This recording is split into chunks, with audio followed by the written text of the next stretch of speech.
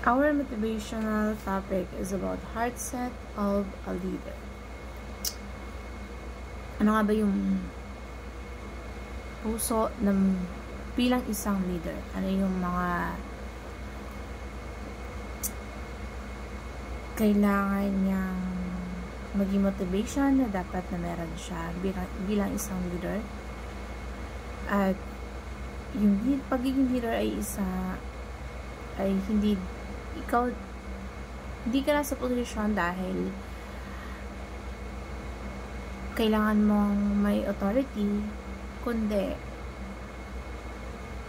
yung nililid mo ay dapat may tiwala sa'yo. At kailangan fair ka sa mga tao. At kung ano man yung expectation nila sa'yo, na naniniwala sila sa'yo, na maglilid ka sa kanila into something better, magtitiwala sila sa lahat ng maasahan sa'yo, na kapag ikaw ang nag-lead sa kanila, maka-coordinate mo ng maayos yung lahat na meron sila, yung lahat ng kaya nilang i-offer at gawin. Kaya bilang isang leader, meaning hindi ka dapat na dun sa para lang makinabang at kung ano yung resulta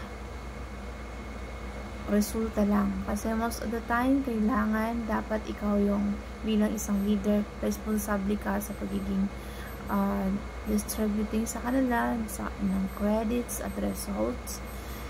At kung meron mang pagtatagumpayan yung grupo na nililid mo, it's not because of you, kundi para sa grupo yan, para sa bawat miyembro at para sa kabuuan ng iyong organization. At lahat ng yan ay merong efforts. At kapag ka-leader ka, ikaw yung someone na nag-empower sa mga yung mga miyembro mo, na para sila ay magmatibay, mag-excel sila, mag-improve sila sa kanilang kakayanan, at hindi dahil yung sarili mo ay iangat mo or magkaroon ka ng kakayanan to make an authority.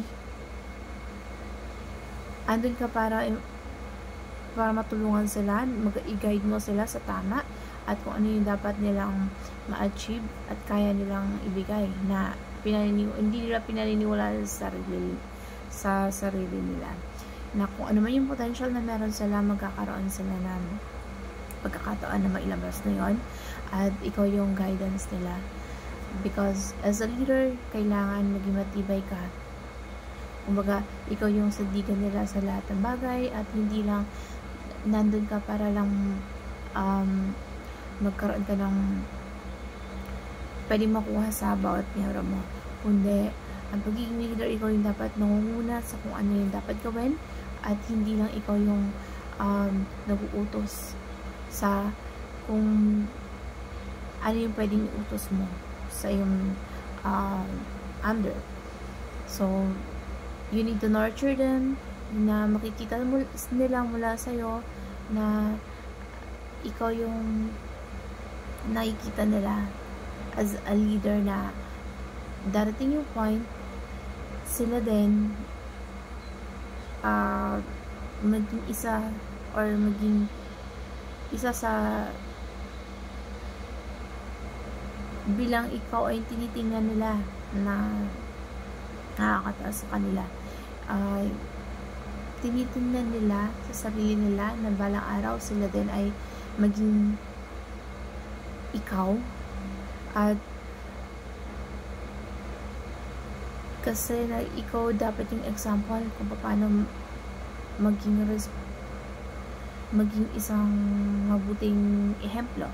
Kaya responsibilidad mo bilang isang leader na intindihin at pag-aralan i-maximize kung ano man yung mga kakayahan at resources ng bawat isang tao nililid mo. At yung main purpose mo ay hindi lang para lang maging otoridad sa kanila, kundi i-lead din sila kung paano maging top, kung paano maabot yung peak na kakayanan nila, at lahat ng pwede nilang maabot, magkaroon ng victory dahil sa mga ginagawa ninyo bilang isang grupo, at magkaroon ng tiwala sa sarili nila dahil yun sa'yo, dahil sa pag-guide mo. Hindi yun sa kanila, ay hindi yun sa sarili mo lang, kundi para sa mga tinitingnan nilang kakayanan mo, na sila yung, ikaw yung nagiging, dahil sa pagiging humble mo, hindi yun sa pagmamataas mo. Kayo dapat yung, ikaw bilang isang leader, dapat mapagpakumbaba ka. At yun yung dapat na meron ka na puso. That yun dapat yung iset mo, na ikaw yung isa sa hindi yung isa-serve ka nila, kundi ikaw yung mag-serve sa kanila sa pamamagitan ng pag-serve mo sa kanila ng tamang yung nakikita nila sa puso mo, na ikaw bilang isang leader kaya mong panindigan, at nakaset yung heart mo na nakikita nila sa sarili mo, at pwede ka nilang asahan, at pwede mo silang dalhin sa kung ano yung kaya nilang abutin. So set your heart as a leader na merong puso, hindi lang sa ma-acquire mo, kundi sa puso para sa miyembro or under na nililid mo.